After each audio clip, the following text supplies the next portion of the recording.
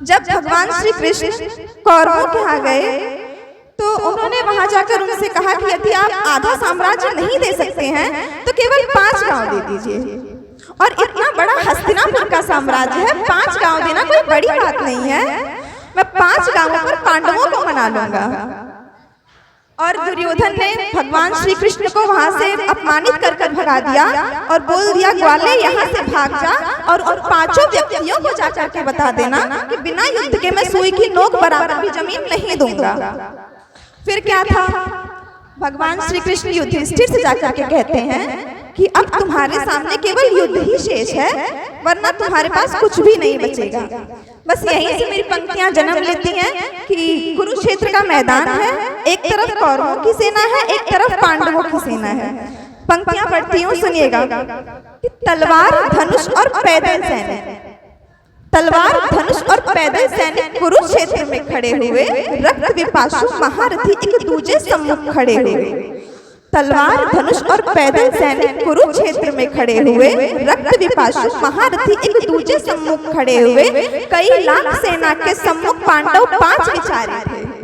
ये कई लाख सेना के सम्मुख पांडव 5 विचारे थे और एक तरफ थे योद्धा सब, एक तरफ समय के मारे थे कि महासमर की प्रतीक्षा में, महासमर की प्रतीक्षा में सारे ताक रहे थे जी, और पार्थ के रथ को स्वयं केशव हाँक रहे थे जी। महासमर की प्रतीक्षा में सारे ताक रहे थे जी, और पार्थ के रथ को स्वयं केशव हाँक रहे थे जी। कि रणभूमि के सभी नजारे देखने में कुछ खास लगे, रणभूमि के सभी नजारे देखने में कुछ खास लगे। माधव ने अर्जुन को देखा, अर्जुन उन्हें उदास लगे। रणभूमि के सभी नजारे देखने में कुछ खास लगे। माधव ने अर्जुन को देखा, अर्जुन उन्हें उदास लगे। कुरुक्षेत्र का महासमर एक पल में तभी सजा डाला, 5 जिन्ने उठाकर सिरने मुख से तभी बजा डाला। हुआ शंखनाद जैसे ही, कि हुआ शंखनाद जैसे ही सबका गर्जन शुरू हुआ और रक्त बिखरना हुआ शुरू और सबका मर्दन शुरू हुआ। कहा कृष्ण ने उत्पात, कहा कृष्ण ने उत्पात पर एक आंख को मीच जला, गांडीव पर रख बाणों को प्रत्यंचा को खींच जला। कहा कृष्ण ने उत्पात और एक आंख को मीच जला, गांडीव पर रख बाणों को प्रत्यंचा को खींच जला। और आज दिखा दे रणभूमि में, आज दिखा दे रणभूमि में योद्धा की तासीर यहाँ, इस धरती पर कोई नहीं अर्जुन के जैसा वीर यहाँ। आज दिखा दे रणभूमि में योद्धा की तासीर यहाँ, इस धरती पर कोई नहीं अर्जुन के जैसा वीर यहाँ। कि सुनी बात माधव की तो, सुनी बात माधव की तो अर्जुन का चेहरा उतर गया। सुनी बात माधव की तो अर्जुन का चेहरा उतर गया। एक धनुर्धारी की विद्या मानो चूहा उतर गया। बोले पाठ सुनो कान्हा, बोले पाठ सुनो कान्हा, जितने ये सम्मुख खड़े हुए हैं हम तो इनसे सीख सीख कर सारे भाई बड़े हुए हैं। इधर खड़े बाबा भीष्म ने मुझको गोंद खिलाया है, गुरु द्रोण ने धनुष बाण का सारा ज्ञान सिखाया है। इधर खड़े बाबा भीष्म ने मुझको गोद खिलाया है और गुरु द्रोण ने धनुष बाण का सारा ज्ञान सिखाया है। सभी भाइयों पर प्यार लुटाया कुंती माता हमारी ने, और कमी कोई नहीं छोड़ी थी भूमाता गांधारी ने। ये जितने गुरुजन खड़े हुए हैं, ये जितने गुरुजन खड़े हुए हैं सभी पूजने लायक हैं। माना दुर्योधन दुशासन थोड़े से नालायक हैं। अरे मैं अपराध क्षमा करता हूँ, मैं अपराध क्षमा करता हूँ, बेशक हम ही छोटे हैं, ये जैसे भी हैं आखिर माधव सब ताऊ के बेटे हैं। अरे मैं अपराध क्षमा करता हूँ, बेशक हम ही छोटे हैं, ये जैसे भी हैं आखिर माधव सब ताऊ के बेटे हैं। और छोटे से भूभाग की खातिर इसका प्रसंग देखिएगा कि इंद्रप्रस्थ के इतने बड़े साम्राज्य को एक धर्म से भटका हुआ योद्धा एक जमीन का छोटा सा टुकड़ा बताता है और भगवान से कहता है कि छोटे से भूभाग की खातिर हिंसक नहीं बनूंगा मैं, स्वर्ण त्याग कर अपने कुल का विध्वंसक नहीं बनूंगा मैं। खून सने हाथों को होता राजभोग अधिकार नहीं, खून सने हाथों को होता राजभोग अधिकार नहीं, और यदि परिवार मार कर गद्दी मिले तो सिंहासन स्वीकार नहीं। परिवार मार कर गद्दी मिले तो सिंहासन स्वीकार कि रथ पर बैठ गया अर्जुन। रथ पर बैठ गया अर्जुन और मुंह माधव से मोड़ लिया, आंखों में आंसू भरकर गांडीव हाथ से छोड़ दिया। गांडीव हाथ से जब छूटा, भगवान ने सोचा इसने तो बेइज्जती करा दी, इससे अच्छा कि मैं शंखनाद नहीं करता। लेकिन भगवान को अपनी बेइज्जती कभी स्वीकार नहीं होती है। फिर आगे सुनिएगा कि गांडीव हाथ से जब छूटा माधव भी कुछ अकुलाए थे। गांडीव हाथ से जब छूटा माधव भी कुछ अकुलाए थे, पर शिष्ट पार्थ पर गर्व हुआ, फिर मन ही मन हर्षाए थे। भगवान ने सोचा इसका सब कुछ जा रहा है, फिर भी ये परिवार की बात कर रहा है, संस्कारों की बात कर रहा है, तो कहीं ना कहीं मेरे संस्कार जरूर है। तलवार की गांडीव हाथ से जब छूटा माधव भी कुछ अकुलाए थे, पर शिष्ट पार्थ पर गर्व हुआ, फिर मन ही मन हर्षाए थे। कि मन में सोच लिया, मन में सोच लिया अर्जुन की बुद्धि नहीं सकने दूंगा, समर भूमि में पार्थ को मैं कमजोर नहीं पड़ने दूंगा। मन में सोच लिया अर्जुन की बुद्धि नहीं सकने दूंगा, समर भूमि में पार्थ को मैं कमजोर नहीं पड़ने दूंगा। धर्म बचाने की खातिर एक नव अभियान शुरू हुआ, उसके बाद जगत गुरु का गीता ज्ञान शुरू हुआ। एक नजर में, एक नजर में, एक नजर में, एक नजर में, एक नजर में रणभूमि के कंकड़ डोल गए माधव। टकटकी बांधकर देखा अर्जुन, एकदम बोल गए माधव, ऐ पार्थ मुझे पहले बतला दे, ऐ पार्थ मुझे पहले बतला दे, मैं संवाद नहीं करता, तुम सारे भाइयों की खातिर कोई विवाद नहीं करता। ऐ पार्थ मुझे पहले बतला दे, मैं संवाद नहीं करता, तुम सारे भाइयों की खातिर कोई विवाद नहीं करता। पांचाली के तन पर लिपटी साड़ी खींच रहे थे वो, और दोषी वो भी उतने ही हैं जबड़ा बीच रहे थे जो। और घर की इज्जत तड़प रही कोई तो टूक नहीं बोले, घर की इज्जत तड़प रही कोई तो टूक नहीं बोले, और पौत्र बहू को नगद देखकर गंगा पुत्र नहीं बोले। तुम कायर बनकर बैठे हो, तुम कायर बनकर बैठे हो, ये पार्थ बड़ी बेशर्मी है, संबंध उन्हीं से निभा रहे जो लोग यहाँ अधर्मी हैं। कि हे पांडव के पुत्र, हे पांडव के पुत्र, धर्म का कैसा कर्ज उतारा है, सोले होने थे आंखों में पर बहती जलधारा है। और गांडीव उठाने में पार्थ, गांडीव उठाने में पार्थ जितनी भी देर यहाँ होगी, इंद्रप्रस्थ के राजभवन में उतनी अंधेर वहां होगी।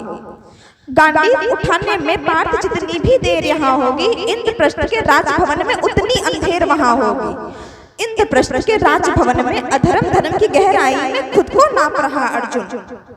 इंद्रप्रस्थ के राजभवन में अधर्म धर्म की गहराई में खुद को नाप रहा अर्जुन। अचूरधार फिर तेज हुई और थर थर कांप रहा अर्जुन।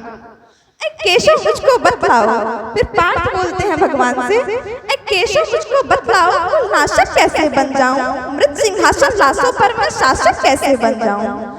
केशव मुझको बतलाओ, कुल नाशक कैसे बन जाऊं, मृत सिंहासन लाशों पर मैं शासक कैसे बन जाऊं।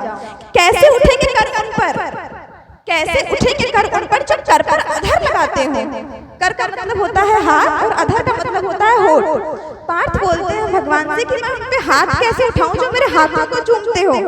कैसे उठेंगे कर उन पर जो कर पर अधर लगाते हो, करने को जिनका स्वागत है कर भी स्वयं जुड़ जाते हो।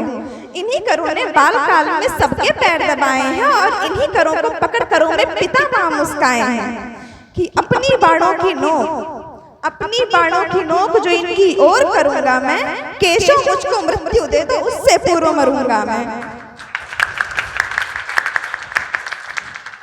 अपनी बाणों की नोक जो इनकी ओर करूंगा मैं, केशव मुझको मृत्यु दे दो उससे पूर्व मरूंगा मैं।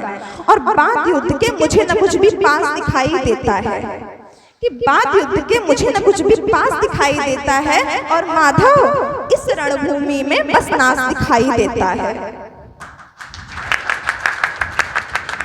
और माधव इस रणभूमि में बस नाश दिखाई देता है। कि बात बहुत भावुक थी, किंतु जगत गुरु मुस्काते थे, और ज्ञान की गंगा निरंतर चक्रधारी बरसाते थे। जन्म मरण की यहाँ योद्धा बिल्कुल चाह नहीं करते, क्या होगा अंजाम युद्ध का ये परवाह नहीं करते। पार्थ यहाँ कुछ मत सोचो, पार्थ यहाँ कुछ मत सोचो, बस कर्म में ध्यान लगाओ तुम। बात युद्ध के क्या होगा ये मत अनुमान लगाओ तुम। अब पार्थ यहाँ कुछ मत सोचो, बस कर्म में ध्यान लगाओ तुम। बात युद्ध के क्या होगा ये मत अनुमान लगाओ तुम, कि तुम ना जीवन देने वाले नहीं मारने वाले हो, न जीत तुम्हारे हाथों में तुम नहीं हारने वाले हो। ये जीवन दीपक की भांति यूं ही जलता रहता है, पवन वेग से बुझ जाता है वरना जलता रहता है। मानव वश में शेष नहीं कुछ फिर भी मानव डरता है, वह मरकर भी अमर हुआ जो धर्म की खातिर मरता है। न सत्ता सुख से होता है न सम्मानों से होता है, न सत्ता सुख से होता है न सम्मानों से होता है। जीवन का सार सफल केवल बलिदानों से होता है। और देहदान योद्धा ही करते हैं, देहदान योद्धा ही करते हैं, ना कोई दूजा आता है। और रणभूमि में वीर मरे तो शव भी पूजा जाता है। उसके बाद पार्थ बोलते हैं भगवान से, ये मान और सम्मान बताओ, जीवन के अपमान बताओ। ये मान और सम्मान बताओ, जीवन के अपमान बताओ। जीवन मृत्यु क्या है माधव, रण में जीवन दान बताओ। अरे काम क्रोध की बात कही तो मुझको उत्तम काम बताओ। अरे काम क्रोध की बात कही तो मुझको उत्तम काम बताओ। अरे खुद को ईश्वर कहते हो तो जल्दी अपना नाम बताओ। अरे खुद को ईश्वर कहते हो तो जल्दी अपना नाम बताओ। कि इतना सुनते ही माधव का धीरज पूरा डोल गया। 3 लोगों का स्वामी फिर बेहद गुस्से में बोल गया, अरे कान खोल कर सुनो पार्थ, अरे कान खोल कर सुनो पार्थ, मैं ही त्रेता का राम हूँ। अरे कान खोल कर सुनो पार्थ, मैं ही त्रेता का राम हूँ। और कृष्ण मुझे सब कहते हैं, मैं द्वापर का घनश्याम हूँ। अरे कान खोल कर सुनो पार्थ, मैं ही त्रेता का राम हूँ। और कृष्ण मुझे सब कहते हैं, मैं द्वापर का घनश्याम हूँ। रूप कभी नारी का धरकर मैं ही केश बदलता हूँ, और धर्म बचाने की खातिर मैं अनगिन वेश बदलता हूँ।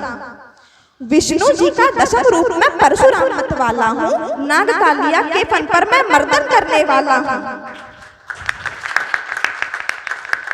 विष्णु जी का दशम रूप मैं परशुराम मत वाला हूँ।